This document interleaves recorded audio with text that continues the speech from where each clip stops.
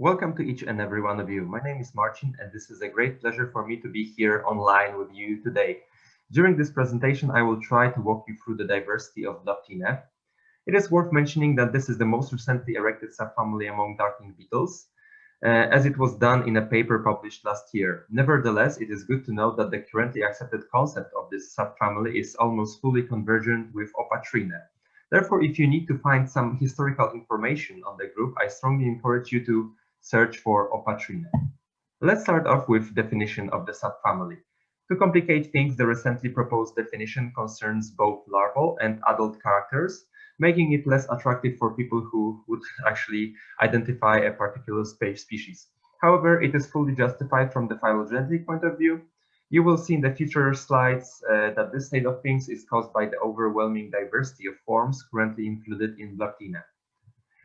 As you can see, the Blaptina lack compound sensoria on their antennae. Here is an opposing example so that you will have a comparison of what is missing. The procoxal cavities are externally and internally closed, while the intersternal membrane of abdominal ventrites 3 to 5 is visible. And finally, a pair of abdominal defensive glands is present. As for the larval characters, the main one concerns the enlargement of the prolex, while the lack of urogompi is a supporting character delimiting Blaptina from a few other tribes such as Helopini. The amount of available publications on the taxa classified within Blaptina is overwhelming. In our paper from Systematic Entomology, we have provided a brief overview of the taxonomic history of the group, so you can use that paper as a starting point for future investigation. The other paper listed here, the one in the middle in the left row, summarizes the knowledge on the larval morphology within the group, and at the same time provides references to the original contributions. Therefore, it can be helpful for some of you working on pest management. In terms of North America fauna, the contribution published by Rolf Albee and Charles Tripplehorn is a good starting point, as they presented an identification key to the group. And finally, the two illustrated books are extremely helpful while working on Afrotropical and Eastern Palearctic taxa. As I have already mentioned, the morphological diversity of the group is relatively large. There are nearly 300 genera listed within Blaptina, while the species diversity makes up for 20% of the whole family diversity. Typically, the representatives of Blaptina can be collected by flipping rocks or by just wandering with a flashlight after dusk. Some of the species are attracted to light. The group also includes many pestiferous species. As you can see here, some of them can be really problematic and cause damage to many different crops all around the world. 7 tribes divided over 2 major clades are currently recognized among Blaptina. Only 4 of them are believed to be native to North America, and those are Pedinini, Opatrini, Platinotini, and Amphidorini. The available data returns some inconsistencies when analyzing the relationships, but only within the opatrinoid clade. However, the other parts of the tree seem to be quite stable. Due to insufficient taxon sampling and scarcity of morphological data, the status of a few presumably closely related Tenebrionid tribes and subtribes is unclear. There are some strong indications that Helopini, Dysonomini, and Stenolamina should also be included in Blaptina. Now I will give you a brief overview of the tribes and subtribes of Blaptina.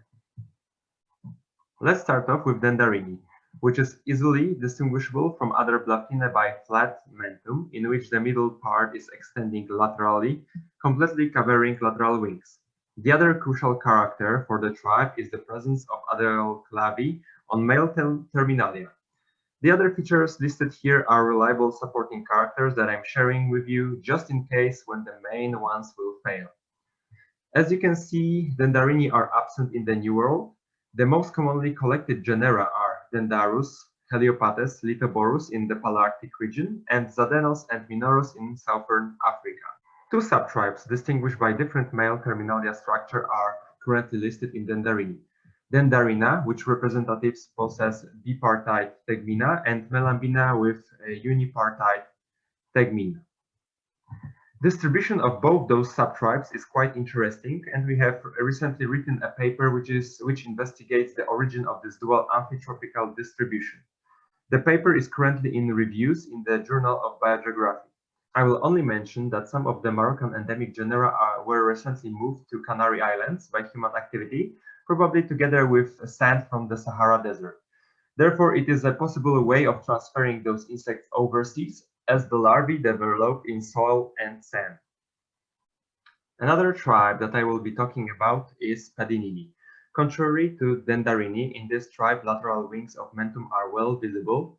Furthermore, the cavities of labial palpi are separated by a relatively short distance. Tegmen is mostly bipartite with the basal piece shorter than the apical one. It was the opposite in Dendarini. In some cases, the tegmen can be unipartite, however, then a suture is visible indicating the ratio between the apical and basal parts. The presence of only a single genus, Leihenum, was reported from North America, however, it is most probably an introduced species. In the Palearctic region, the most commonly collected genus is probably Pedinus, while in southern Africa, Drosophus.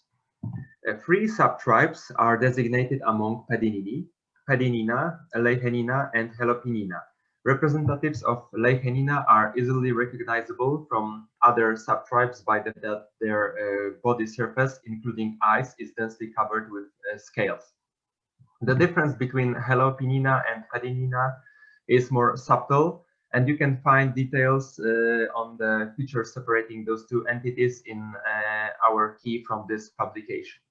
For now, let's use the distribution to distinguish those two subtribes. As you can see, Pedinina is mostly Palearctic, while the greatest diversity of Helopinina is located in southern Africa. Leihenina is widely distributed throughout different continents. There are two genera representing this subtribe, while most of the species prefer sandy habitats. Phylogenetic relations within Pedinini are not fully understood, as in some topologies, Leihenina is embedded deeply within Helopinina. However, no morphological traits were found to support such topology. To end this session, I will say that there is a morphology-based phylogeny of Pedinina available.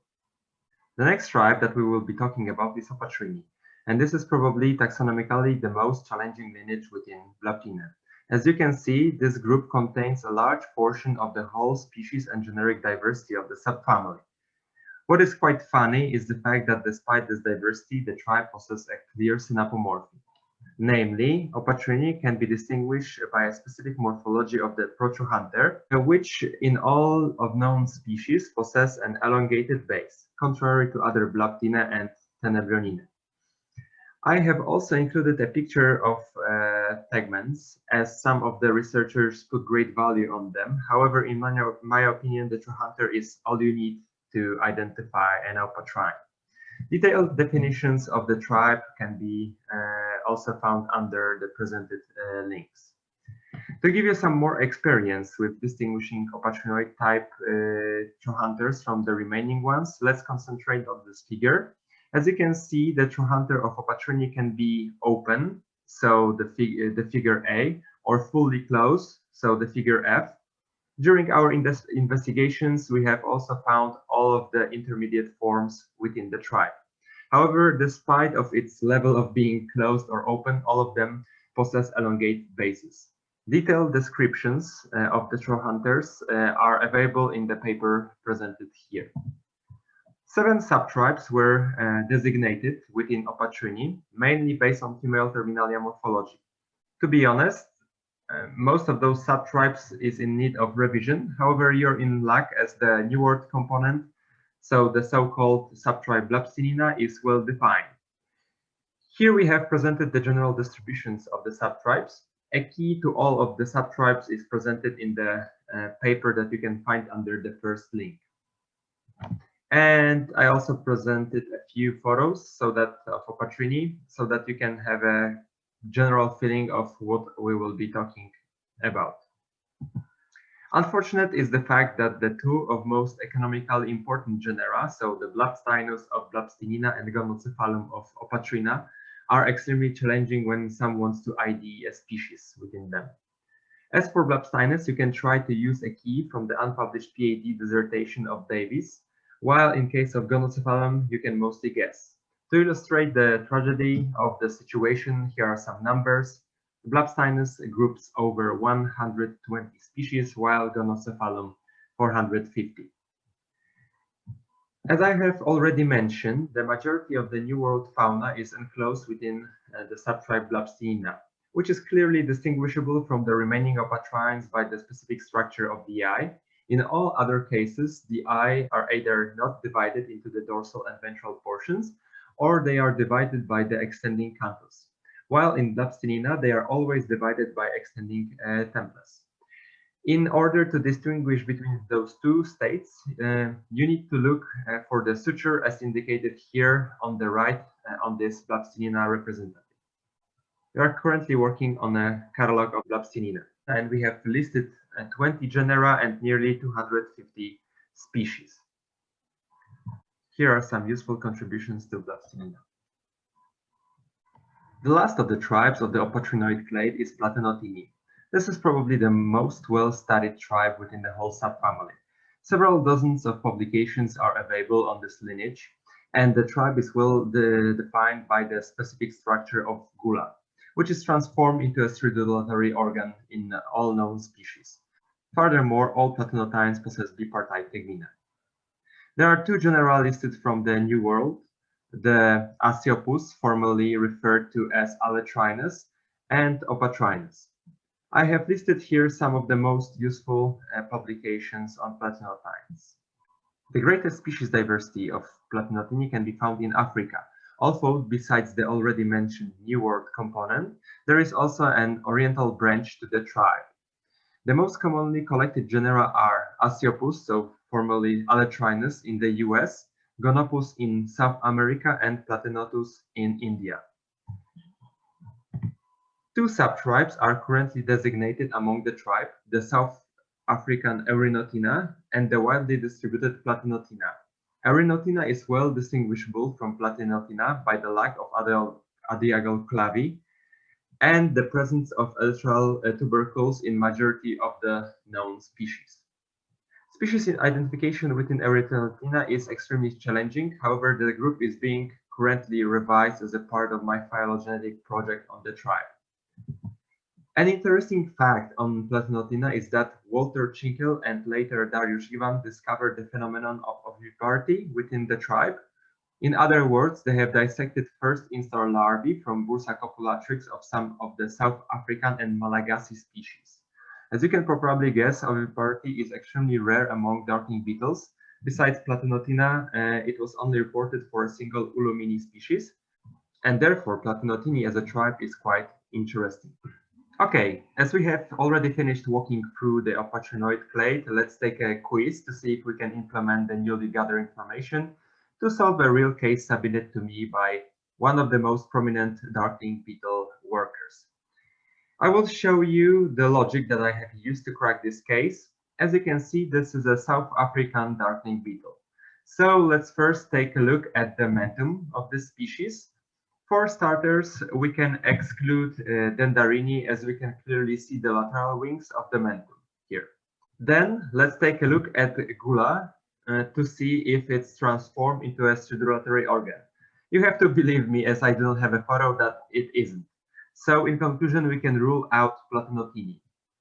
Now let's investigate the Protrohunter of this species. As you can see, it is the one without elongated base. So this is not an opatrine. The last standing option is the tribe Pedinini, and when you look at the presented diagnostic features that I shared with you before, you will instantly notice that this is a 100% match. As mentioned, there are three subtribes within Pedinini. We can rule out Leichenina, as the specimen doesn't have scales in between the ocelli of the eyes. By using geographical input, we can exclude Pedinini, as this group has never been recorded from Southern Africa. However, someone can say that we are probably dealing with a new species or genus. So let's have a look at the mentum one more time. We can see that our specimen possesses a specific glabrous base of mentum, which is characteristic for Helopinina. With this information, I have used Koch's key from 1958 to identify the species and later confirm my ID with the type specimen deposited at the Dissong Museum in Pretoria in South Africa.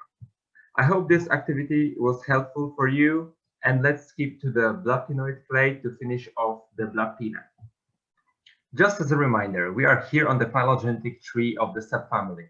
To be honest, this is a bit outside of my area of expertise, as there are many research groups working on taxonomy of Platystedelini and Blaptini. However, I can walk you through the main diagnostic characters for those tribes. Let's start with Platystedelini. The best character combination to distinguish it from the remaining Blaptina is the absence of the adagal clavi and the presence of the bristlets on the projection between the tarsal claws. The group is absent in the New World, and the highest diversity of species is probably located in the Eastern Palearctic. Here you have some useful links and a few recently published contributions to the tribe. As for Blaptini, its representatives also do not possess adiagal clavi. However, contrary to Platystedelini, they also do not have bristlets on the interclaw projections. The classification is really complicated, and therefore I have gathered some useful links for you here. Blaptini are absent in the New World. However, a few days ago, Warren Steiner told me that in the collection of the Smithsonian institutions, there are some specimens which were collected in the US. Those are for sure introductions. Here you have some of the more recently published papers on Blaptini that you can use. Here you have some more recently published papers on Blaptini that you can use to navigate yourself throughout the diversity of the tribe.